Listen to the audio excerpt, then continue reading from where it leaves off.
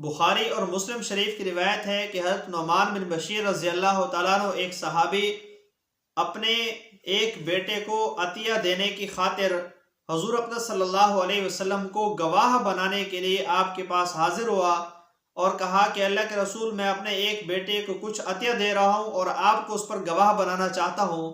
اللہ کے رسول صلی اللہ علیہ وسلم نے پوچھا، کیا آپ اپنے ایک بیٹے کو دے رہے ہیں یا باقی بیٹوں کو بھی دیا ہے؟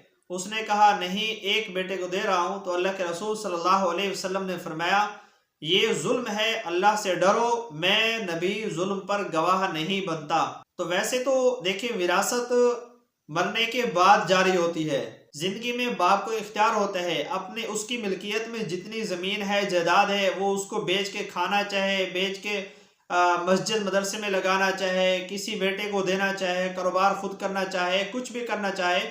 تو جو اولاد زندگی